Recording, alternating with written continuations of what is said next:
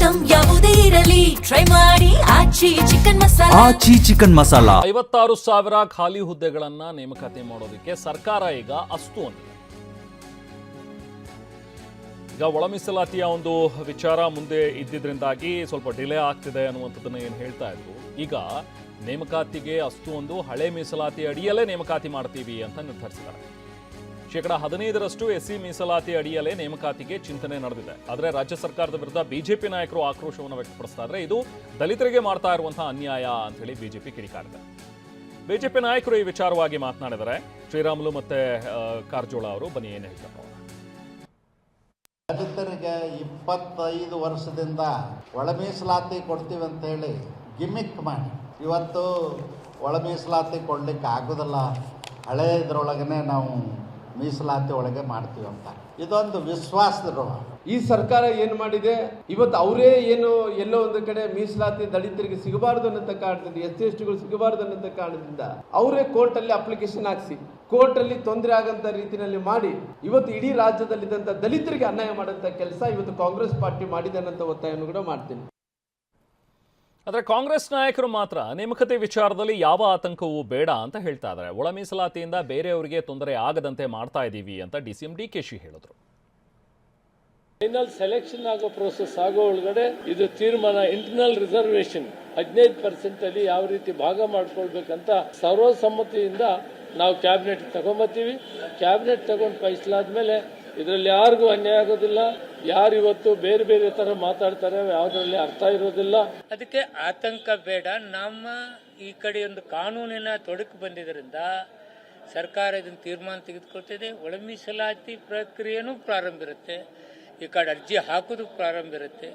ಜೊತೆಯಾಗಿ ನ್ಯಾಯ ಕೊಡಿಸ್ತಕ್ಕಂಥ ಕೆಲಸ ಸರ್ಕಾರ ಮಾಡ್ತದೆ. ನಮ್ಮ ಯುವಕರಿಗೆ ಉದ್ಯೋಗ ನಾವೇನ್ ಮಾತಾಡಿದ್ದೋ ಆ ಮಾತು ಪ್ರಕಾರ ಕೊಡಬೇಕು. 1 ಲಕ್ಷಕ್ಕೂ ಹೆಚ್ಚು ಈಗ ಪ್ರಾರಂಭ ಮಾಡಬೇಕು.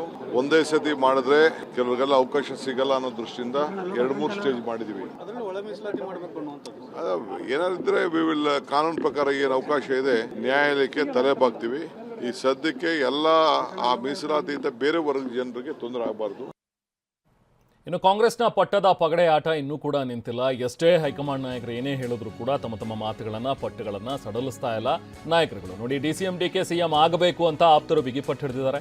ಶೀಘ್ರದಲ್ಲೇ DK ಬೆಂಬಲಿಗರು ದೆಹಲಿ ಯಾತ್ರೆಯನ್ನ ಕೈಗೊಳ್ಳಲಿಕ್ಕಿದ್ದಾರೆ. 70ಕ್ಕೂ ಅಧಿಕ ಶಾಸಕರು ವರಿಷ್ಠರ ಭೇಟಿಗೆ ತೀರ್ಮಾನ ಮಾಡಿದ್ದಾರೆ. ಹೈಕಮಾಂಡ್ ಮಟ್ಟದಲ್ಲಿ ಒತ್ತಡ ಹೇರಲು ತಂತ್ರಗಾರಿಕೆ ನಡೀತಾ ಇದೆ. ಇದಕ್ಕೆ ಸಂಬಂಧಪಟ್ಟಂತೆ DK ಶಿವಕುಮಾರ್ ಅವರ ಆಪ್ತರು ಕೂಡ ಕೆಲವರು ಮಾತಾಡಿದ್ದಾರೆ. ಬನ್ನಿ ನೋಡೋಣ.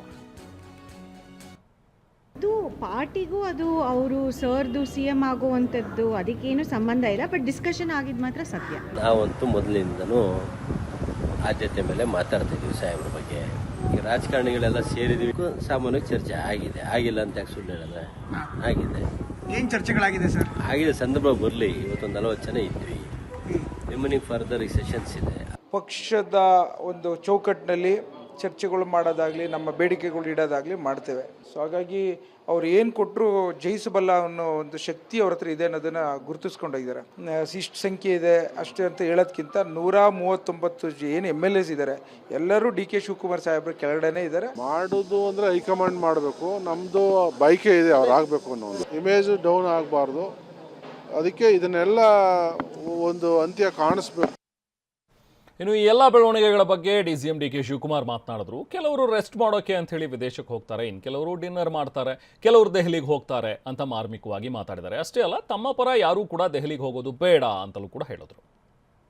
ಕೆಲವರು ರೆಸ್ಟ್ ತಗೊಳಕ್ಕೆ, ಎಜುಕೇಶನ್ ಮಾಡ್ಲಿಕ್ಕೆ ಫಾರಿನ್ ಹೋಗ್ತಾರೆ, ಕೆಲವರು ಊಟ ಮಾಡ್ತಾರೆ, ಕೆಲವರು ಡೆಲ್ಲಿಗೆ ಹೋಗ್ತಾರೆ, ಕೆಲವರು ಎಲ್ಲೆಲ್ಲ ಹೋಗ್ತಾರೆ, ಕೆಲವರೆಲ್ಲ ಏನೇನೋ ಆಸೆ ಇಟ್ಕೊಂಡಿರ್ತಾರೆ. ಏನ್ ಮಾಡ್ತೀರಿ, ಎಲ್ಲ ಹೊಸಬ್ರಲ್ವಾ, ಮಂತ್ರಿಗಳಾಗಬೇಕು ಅಂತ ಆಸೆ ಇರ್ತದೆ. ದಯವಿಟ್ಟು ಬೇಡ ಅಂತ ನಾನು ರಿಕ್ವೆಸ್ಟ್ ಮಾಡ್ತೀನಿ. ನನ್ನ ಪರವಾಗಿ ಯಾರು ಮಾತಾಡೋದು ಬೇಡ. ನಿಮ್ದು ಪ್ರಾಬ್ಲಮ್ ಇತ್ತು ಅಂದ್ರೆ ನೀವು MLA ಇದ್ರಿ, ಮಂತ್ರಿ ಆಗಬೇಕು, ಅಧಿಕಾರ ಬೇಕು, ಚೇರ್ಮನ್ ಬೇಕು ಅಂತಂದ್ರೆ ನೀವು ಹೋಗಿ.